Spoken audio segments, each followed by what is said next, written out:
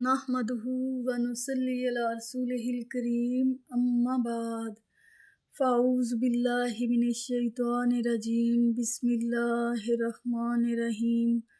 آج میرے پاس جو ٹاپک ہے وہ یہ ہے، روپے پیسے پر زکوٰۃ سونے کے حساب سے کیوں؟ بہت سے لوگ یہ سمجھتے ہیں کہ روپے پیسے پر زکوٰۃ اس وقت دینی چاہیے جب آپ کے پاس اتنے پیسے جمع ہو جائیں کہ آپ 52.5 تولہ چاندی خرید سکیں۔ تو یہ بات بالکل غلط ہے۔ روپے پیسے پر زکوٰۃ اس وقت دینی چاہیے جب آپ 7.5 تولہ سونا خرید سکیں۔ روپے پیسے پر زکوٰۃ سونے کے حساب سے بنتی ہے، چاندی کے حساب سے نہیں بنتی۔ اور یہ بات میں آپ کو تھوڑی تفصیل سے سمجھاتی ہوں۔ جب رسول پاک صلی اللہ علیہ وآلہ وسلم کا دور مبارک تھا، اس وقت 2 طریقے سے اشیاء خریدی جاتی تھی۔ ایک طریقہ یہ تھا کہ اشیاء کے بدلے اشیاء خریدی جاتی تھی، یعنی کہ اگر آپ نے 2 کلو گندم کا آٹا دیا تو بدلے میں 2 کلو چاول یا 2 کلو جو کا آٹا لے لیا، یا اگر کسی نے 1 کلو چنے کی دال دی تو بدلے میں 1 کلو مسور کی دال لے لی۔ یہ طریقہ تھا ایک، اور دوسرا طریقہ تھا منی۔ منی میں درم بھی چلتا تھا اور دینار بھی چلتا تھا۔ درم چاندی کا سکہ تھا اور دینار سونے کا سکہ تھا۔ تو اس دور میں یہ یوز ہوتے تھے، اس لیے لوگوں کے پاس جمع بھی ہوتے تھے۔ جس شخص کے پاس 200 درم موجود ہوتا تو وہ 200 درم پر 5 درم زکوٰۃ دیتا تھا، اور 200 درم 52.5 تولہ چاندی کے برابر ہوتے تھے۔ اسی طرح جس شخص کے پاس 20 دینار موجود ہوتے تو وہ 20 دینار پر نصف یعنی آدھا دینار زکوٰۃ دیتا تھا، اور اس وقت 20 دینار 7.5 تولہ سونا کے برابر ہوتے تھے۔ پھر آہستہ آہستہ جو درم ہے اس کی ویلیو کم ہونے لگی، پھر آپ سمجھ لیں کہ اس کی ویلیو ختم ہو گئی، اور سونا جو ہے اس کا سٹینڈرڈ ہمیشہ برقرار رہا۔ رسول پاک صلی اللہ علیہ وآلہ وسلم کے زمانے سے پہلے بھی، ہزاروں سال پہلے بھی لوگوں کو یہ بات اچھی طرح پتہ ہوتی تھی کہ سونا ایک قیمتی دھات ہے۔ اس کو اگر ہزاروں سال بھی زمین کے نیچے دبائیں تو اس کو زنگ نہیں لگتا۔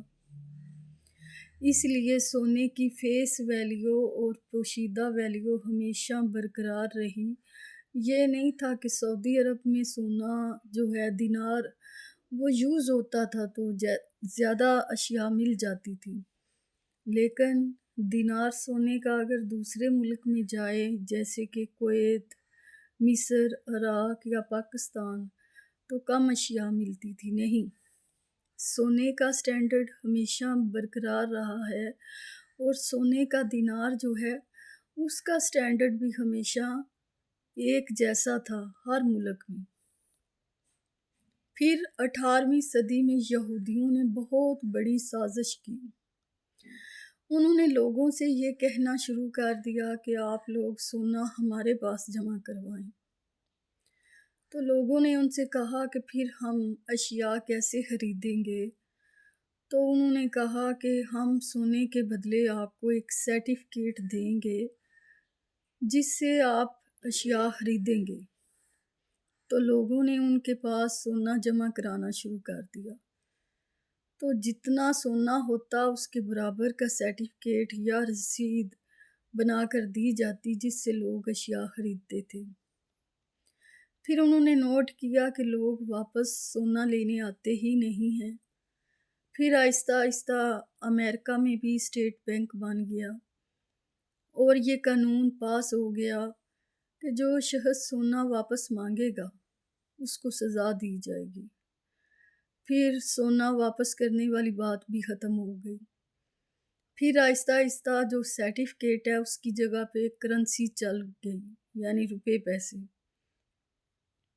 تو اس سے یہ بات پتہ چلتی ہے کہ سونا جو ہے اس کے بدلے روپے پیسے چلے تھے، تو روپے پیسے پر زکوٰۃ سونے کے حساب سے ہوگی۔ جب آپ کے پاس اتنے روپے پیسے جمع ہو جائیں کہ آپ 7.5 تولہ سونا خرید سکیں، تو پھر آپ کو روپے پیسے پر زکوٰۃ دینا ہوگی، کیونکہ روپے پیسے جو ہیں، کرنسی جو ہے وہ سونے کے حساب تھی، چاندی کے حساب نہیں چلی تھی۔ تو یہودیوں کی ایک اور بھی سازش تھی جو کامیاب ہو گئی، وہ ڈالر کو سونے پر زیادہ ویلیو دینا چاہتے تھے۔ اب آپ دیکھ لیں، آپ کسی بھی دکان پر جائیں اور سونے کا ریٹ معلوم کریں تو وہ آپ کو ڈالر کا ریٹ بتاتے ہیں۔ ڈالر ڈیفائن کرتا ہے کہ سونے کا کیا ریٹ ہے، سونا نہیں بتاتا کہ ڈالر کا کیا ریٹ ہے۔